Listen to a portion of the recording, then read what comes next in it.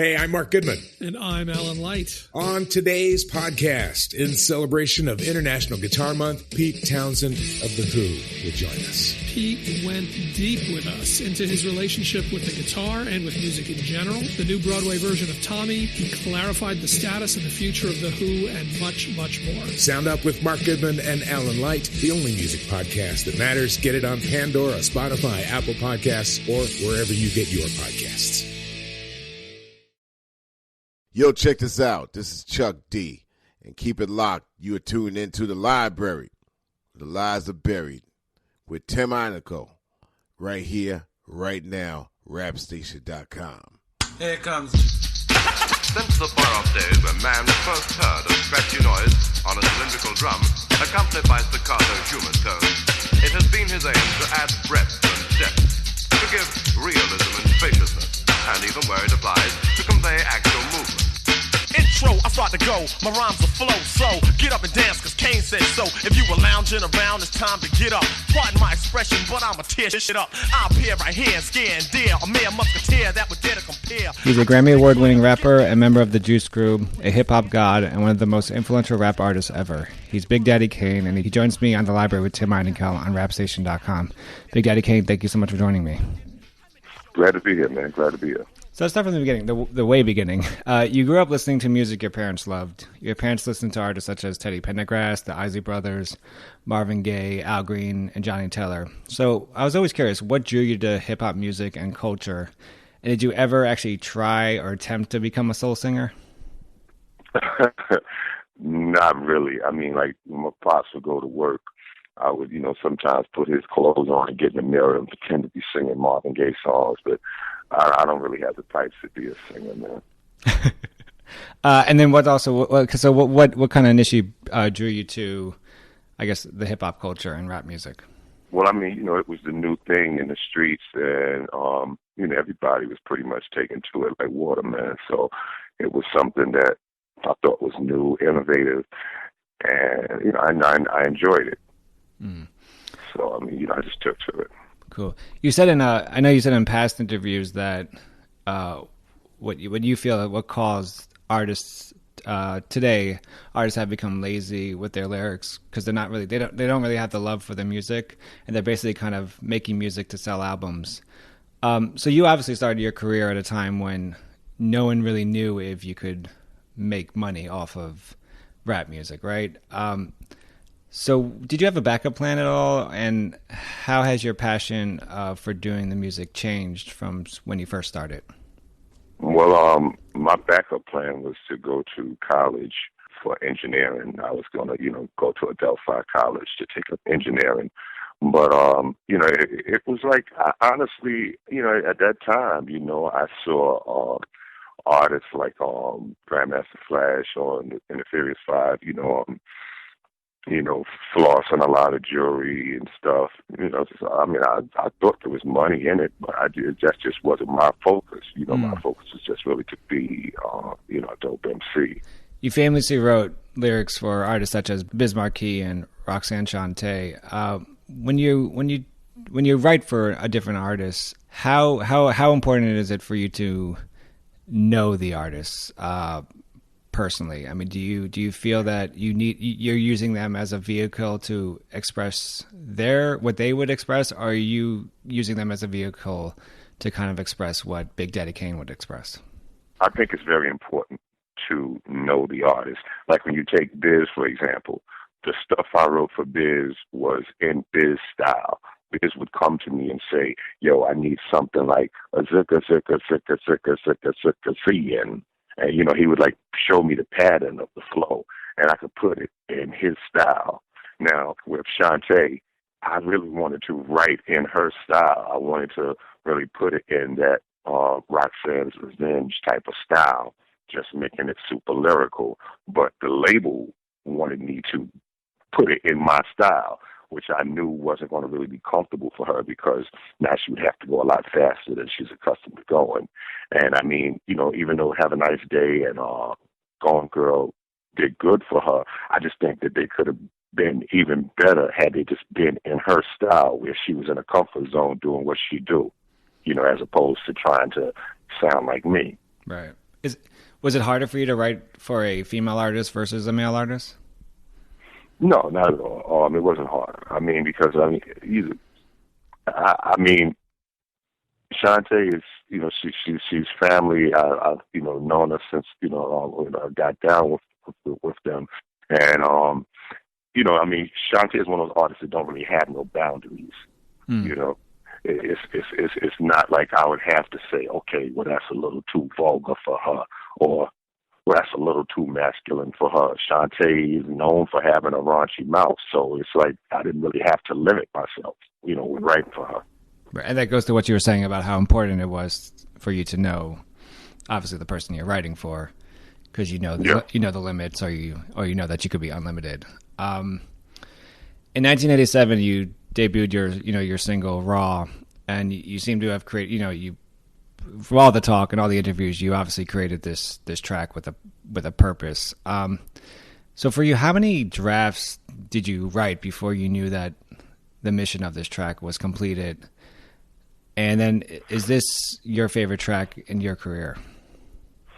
My favorite track in my career would probably be "Set It Off." Oh, nice. But with Raw, what really happened? It was like, I had the song out with Biz, just rhyming with Biz, and everybody thought it was Biz's song, so no one was hiring me for shows. So I was pretty much broke with a hot single out because I wasn't getting any shows, So I kept begging the label, let me just put something out by myself. When Tyrone Williams finally agreed, I wrote Raw, but I originally wrote it to a Marley Marl drum track. Like there was a drum track that Marley Marl had made, and I originally wrote it to that. But the day I was going to record it, like I was coming to the studio with the Mama Feel Good horns for Marley to sample that, so he could sample that to use for the chorus. But I was going to go over his drum track. But the day I was headed to the studio, I stopped by Downstairs Records, and a guy that worked there, JC, he said, I got these new James Brown imports in. It's like him singing over just the drums, no other music. You need to hear him. Mm. And when he played Bobby Bird, I'm Coming, I was like, I'll take that right there. That's what I need. So we got to the studio. I told Marley, forget that. Loop this up. And I left and went to the store. When I came back, he had looped up the wrong part. I need the one with the offbeat snare. Like 2 bars in, the snare goes offbeat. Just loop it up from there. Mm. And then he had to, because that's when we were using 2-inch, so he had to resample that part and retrack it through the for the 2-inch all over again. And then that's how we did it. So is that? I mean, is that a typical? Obviously that exact story wouldn't be typical, but for you, is that the best way for you to write or to create an album or a track? Is to write the lyrics first and then kind of get the beat after it, or is it just it's every track is a different? No, I mean it differs. Like I did a song called "Get Into It," and I wrote to the beat because the rhyme pattern was following the drum pattern. So it was like, that's something where, you had to write to the beat, to really make that work. So, writing to the beat is good. It's just with Raw, it was the type of thing where I just heard an amazing beat and thought that this would be much better than what we were about to use. And I just made the rhymes fit that beat. I want to go to another track you wrote, Young, Gifted, and Black, off your second album, It's a Big Daddy Thing. It seems to be partly an argument you're having with people who don't think rap is art or music. So I want to ask you to kind of take us back to the time you wrote this track. What arguments were you hearing against rap music as an art form? And do you think those arguments have changed? Do you think people have come around to realize that rap is an art form and it's music? Yeah, I think that some people have come around to realizing that. However, I think it may be the wrong people. Oh, what do you mean? I think that, that a lot of people have come around to respect hip-hop as an art form, respect it as a genre of music. But I don't think that it's the musicians that are doing that. I think that it's the labels and the media, and what they're doing with it is they're using it in a commercial way that kind of destroys the culture. Right. So they're saying that they could they're accepting it as an art form because they're kind of... Because they can make money off it. Yeah, because they can make money off it. Because they can make money. Right. And if they couldn't make money off it, then they wouldn't. Yeah. Yeah. Like, I feel like, media, radio, and record companies have found a way of making money off of this by commercializing it and making it equivalent to pop music. Right. That way it becomes a multi-million-dollar, thing, and you can make a whole lot of money off of it. But in the process of doing that, you have so many artists that become fly-by-night artists. They're here today, gone tomorrow, and they never left nothing. Like they never left no substantial song, nothing from their short-lived career to really be remembered by. There's people that argue that in order for the culture or the music to have survived this long, it needed to be commercialized. Where do you stand on that argument? I mean, I think that's a bunch of BS because, it's like when rock and roll started to become commercialized, you still had the Rolling Stones and Aerosmith and so others going strong, still doing what they do, still being respected for what they do. So I mean, I'm not saying that hip hop shouldn't have a commercial side. I'm not saying it shouldn't have commercial, because I mean, throughout its throughout its years of existence, man, we've had a lot of commercial hits. Hammer, Can't Touch This, Ice Ice Baby, Wild Thing from Tone Loc, Parents Don't Understand from Will Smith. I mean, there's always been commercial songs that have coexisted in what we do as a culture. And there's a place for it. I don't sit and deny those songs as not being hip-hop songs because of the simple fact that rap music actually has no music. It's always something that we've done for other people's music, and we have rhymed over pop music. Right. So there's a place for those songs, I mean, so it all can work together. It's just that when you start saying that this hip-hop form of hip-hop is the true hip-hop, this is what we want, this is all we want to play, this is all we want to put out, that the other stuff is some other underground stuff for just a few people that's stuck in the past. When you start doing that, then you're destroying the whole culture. And not only that, I think you're destroying a lot of artists' careers, because you're looking for that fast dollar from an artist to sell a hot single. And after that single isn't hot no more, you're moving on to the next artist, and that artist becomes forgotten. He never gets a chance to grow or prosper. Do you think? I mean, what you're talking about now? Do you think that the changes you talked about right now? Do you think that kind of coincided with? It seemed like that coincided with the release of your 7th album, Veterans Day. That you talked about you kind of walked away from because the industry was changing. Is this the change that? The change you just mentioned, is this the change that you were seeing in 1998? I mean, when I walked away, it wasn't because of the changes in the industry. It was because of, the person I was dealing with on that Veterans Day album. I just didn't want to go to jail. So I just said, F this, I'll chill. I'm good. That was just something personal with me and the person I did that album with, the person that was running that company. I just saw that going a whole different direction. But I mean, from the late 90s, I saw a lot of things in hip-hop changing, But I don't think nothing ever stays the same, and I don't think anything should. Right. I don't think that that's what, music is meant for, I mean, if if you're sitting there saying that, the last dope MC that you heard was Jay-Z and Nas, then you saying that hip hop hasn't really elevated since the mid '90s. That's what you're saying, I mean, so it's like music is supposed to change, I mean, I thought that it was great for hip hop when people started giving myself, KRS, Rakim props as being the greatest, because that showed the elevation from the Melly Mel, Grandmaster Caz, Kumo D era. When people started saying Nas, Biggie, and Jay-Z are the greatest, that showed the elevation from our era, from my era. You know what I'm saying?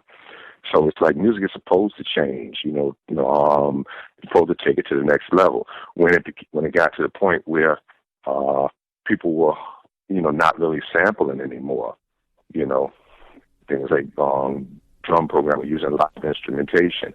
I thought that was dope.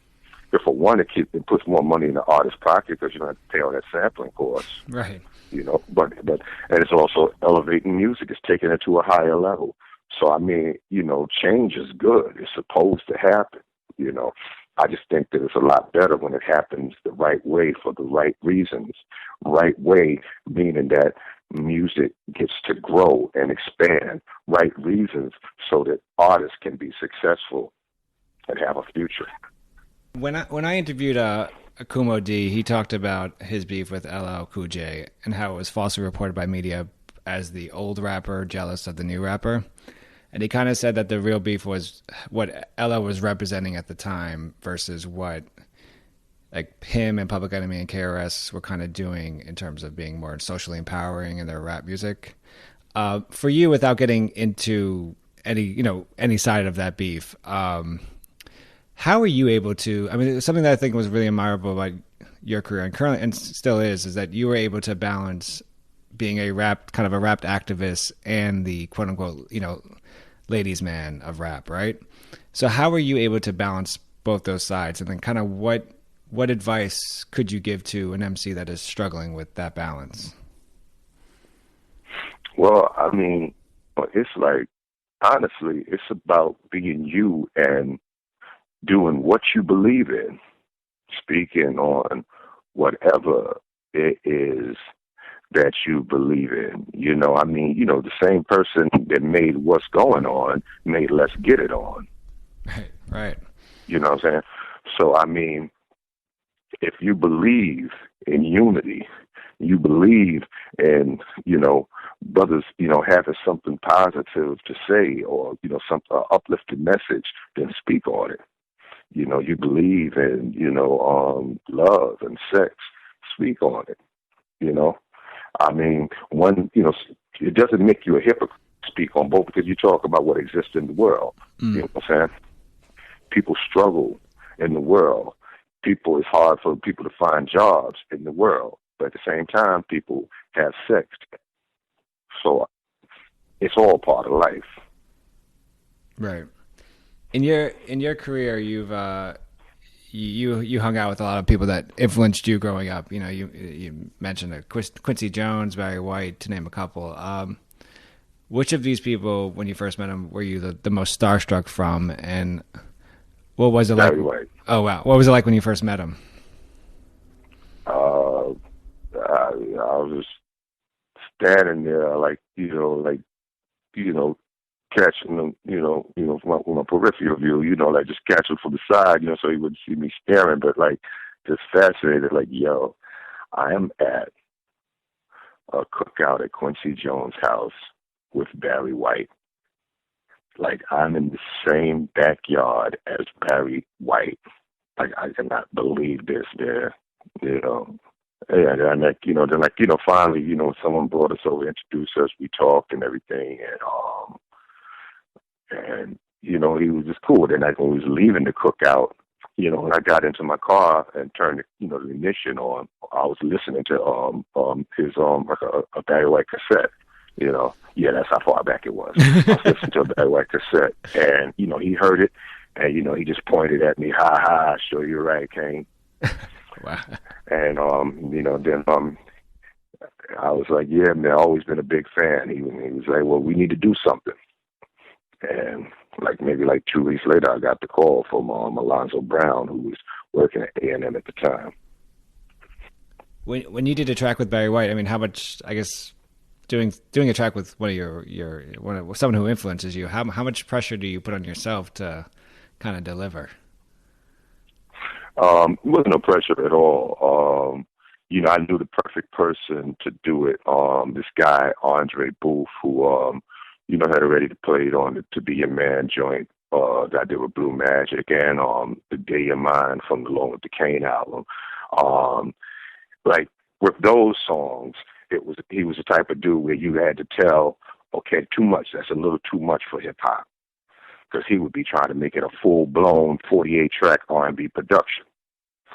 So, working with Barry White, here's my chance to say, Andre, do what the hell you want to do. Oh wow, nice. And he made it a full blown R&B production, and it sounded great. And I had this concept what would be dope is play off of words, like saying all of me wants all of you. And when I told Barry the idea, he looked at his man JP, and as JP just dropped his head and started smiling and shaking his head wow. Because me and Barry, we was already talking about how much we had in common and didn't know our birthdays was 2 days apart. Oh, wow. We both eating Caesar salad for lunch, that type of thing. It was right. We was talking about how much we had in common. So when I said this to him, he showed me that a song that he didn't put on the album, he had, called All of Me Wants All of You. And that actually was the hook that, we used. We used his old hook for the song. We've obviously talked about you growing up and having this kind of passion and influence for being influenced by soul music. So I've always wondered, what's the most influential soul music record or track for you? Two of the main tracks that I'll probably listen to the most are Lonely Room by New Birth and Nothing Sweeter Than Love by 100 Proof, Age Soul. What about them that kind of stands out for you? They're just those types of, to me, it's those are songs that really define soul, where the beat is hard. It's hard beats that you would want to rap to, and the brothers just singing on these songs, that passion in their voice, the song may have had another writer, but the way they singing it sounded like they wrote that song that morning. Oh wow!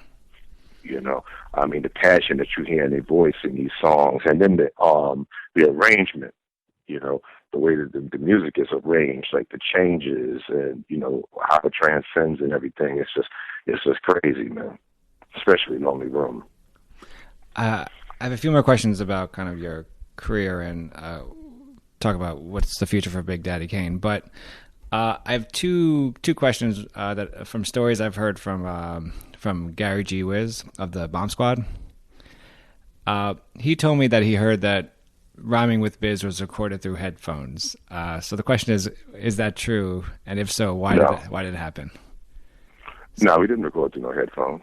It was a freestyle, so therefore there was no compression or no EQs or nothing, added, to the vocals. And the mic wasn't sitting still with a pop screen. We was holding the mic in our hand because it was me, Biz, and these two girls, frickin' Frack, passing the mic around, rhyming. It's just that the deal never went through with frickin' Frack with Cold Chillin', so they took them off of the track. That's why it ends so abruptly. Do I come off? Yeah.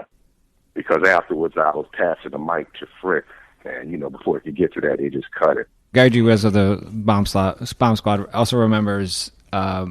A young Gary G. Wiz at the time remembers you recording Enough Respect for the Juice soundtrack, and he remembers you did it in one take and you just broke out.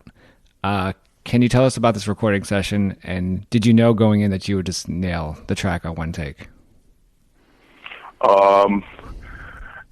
Well, I was hoping so, because what it was Hank Shockley had done drove me up a goddamn wall about this song and about getting it done that night. And I was like, I was coming from L.A., you understand me? So, I mean, I just, caught like a 8 a.m. flight that morning, which means I probably got up around 5:30, And, I caught an 8 a.m. flight and got in that evening. And I already knew that Hank, when I told Hank I'll call him when I get home and, we'll work it out. But honestly, I was actually just going to go home and take my ass to sleep and just hit Hank tomorrow. Right. But when I pull up at my crib, Hank is sitting in my yard. Jesus. So I saw there was no way around this. He was determined to get this song done. So, I mean, I'm tired, dead tired, just want to sleep so bad. But I'm like, forget it. Let's just get this over and done with. Because it was like I wanted to work with Hank. I've always been a fan of the Bomb Squad, so I wanted to work with Hank Shockley so bad. But not under these circumstances. I wanted to be where I'm refreshed and I got it together and I could really get the right mindset. But that night I really couldn't. Because I think Enough Respect could have probably been, done even better had I just got there, heard the beat, and was like, okay, let me go here. Wow. But I mean, it was one of the situations where I had to get to a bed. So I just did what I had to do and bounced. Is this the only track in your career that you've kind of banged out in one take, or obviously you've probably gotten better sleep since then? So Just Rhyming with Biz was one take, because I mean we actually tried to do the vocals over because of that frickin' frack thing, so that it could end better. Mm-hmm. We tried to do the vocals over, but it didn't sound as good, so we just kept what we did. But there were other songs. There were a lot of other songs I did in one take. Is that something that you've kind of strived for in your career, or is this just kind of has come naturally to you to be able to do things in one take? I don't think that doing something in one take is important. I think what's more important is getting it right. Okay. If it takes you 100 takes to get that perfect one, then do 100 takes. I would rather be sitting there saying, yeah, it took me 100 takes, but we got those vocals right. You know what I'm saying? Right. Rather than sitting there listening to some idiot brag about, yeah, man, and I did that in one take, and it sound trash. And I'm like, okay, so that's why it sounds like that. Yeah. Years ago, you did a track. It's with Joel Ortiz, the Brooklyn Remix track. Ortiz obviously is a straight lyricist who really seems to bring heart to all his rhymes. Is there anyone you would compare him to from the true school MCs? I mean, Ortiz, to me, I would probably say that he's from the Cool G Rap family tree. I would say that it was, from G Rap to Big Pun to Joel Ortiz. I would say that that's their family tree right there. I think he learned from Pun and Pun learned from G Rap. And in my opinion. Do you think there's have you guys ever talked about doing I don't know, something more together? Yeah. We've actually been discussing doing something, and hopefully we'll get to do it in the very, very near future. Cool. The 25th anniversary of It's a Big Daddy Thing and the 20th anniversary of Daddy's Home they're both coming up. They're actually right around the corner. What are your thoughts looking back at these two albums? Anything you would want to have done differently? Nah, I mean it's a Big Daddy Thing. It's my favorite album of my collection. So yeah, I take I call serious pride in that project. That's my favorite one. Daddy's Home, yeah, absolutely. I mean, I would have probably. I would keep all the rhymes that I said on that album. I would have just flowed different. We was having this conversation. Somebody was having this conversation a few nights ago about Daddy's Home, because with Taste of Chocolate and Prince of Darkness, these are albums that I did really just rushing, trying to hurry up and get out of this Warner Brothers deal because I was unhappy with the label. But after Prince of Darkness, it was like, a lot of people saying like, yo, people saying you fell off, yo, people saying your stuff is whack now, man. So when I did Looks Like a Job 4, I went in the studio trying to really make a good album. And I got all the right producers, Large Professor, Trackmasters, Easy Mo B, but it still didn't take off, And I mean, I couldn't understand. I'm like, lyrically, I'm like, I'm killing this lyrically. And, these brothers blessed me with some amazing production, And it wasn't really till Daddy's Home when I was really listening to my stuff, comparing it to like Wu-Tang and Redman and certain other artists. I'm realizing, you know what? My tone is so 80s. I'm ahead of the beat, the way we, while these dudes is more like, it's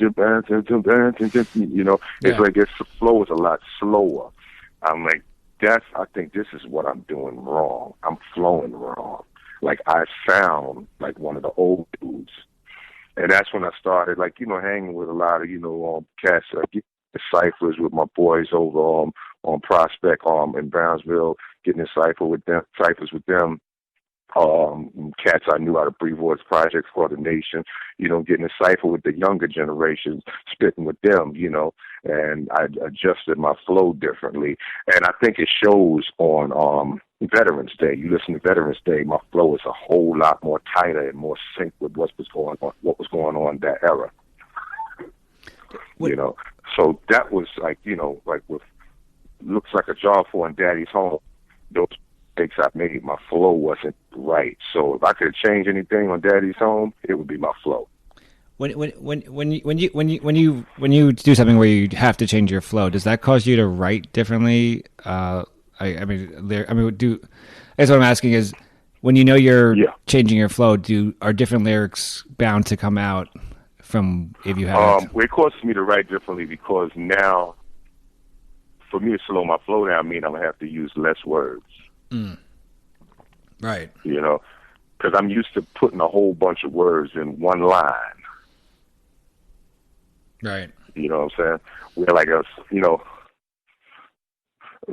we're like a line where it's like, I'll give a speech like a reverend, rap star separate. I would have to, speech like reverend, rapper separate. You know what I'm saying? I would have to like take words out to slow it down. You see what I'm saying? Yeah. But it was not a problem. I mean, it wasn't nothing uncomfortable. It was just that I just couldn't figure out what the hell I'm doing wrong because I'm sitting there looking at the lyrics, saying it, and I'm like, man, this shit is fire, man. What are they talking about? Right, exactly. But, you know what I'm saying? But then, when I finally took a chance to, like, listen to it compared to somebody else, I'm like, man, what I said sound a whole lot better than what he just said. But you know what? He said it so slick. So we're like you in the groove, So is that? I mean, that seems interesting because has that always been the case where, I guess, flow outperforms lyrics in hip hop? It can be in a lot of cases for the simple fact that it's nothing. It's like nothing like a song that you can sing along to. Right.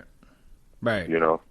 I mean, you take songs like Lottie Dottie or Top Billin', big hits that's not super lyrical, you can just sing it word for word. Right. Like Rick or Milk D, they don't have to say nothing. You can just point the mic to the crowd can sing the whole song word for word from top to bottom. Right. In 2013, when you helped form the group Last Supper, how did you know it was time for you to kind of start creating new music after being so disappointed by the music industry? Well, I mean, that ain't my album. I wanted to do something, and I've always wanted to create a soul project, and that's the band's album. It's not my album, so it's not like as if like Kane came out of retirement and made another album. That's not my album. That's the band's album. I'm just on it.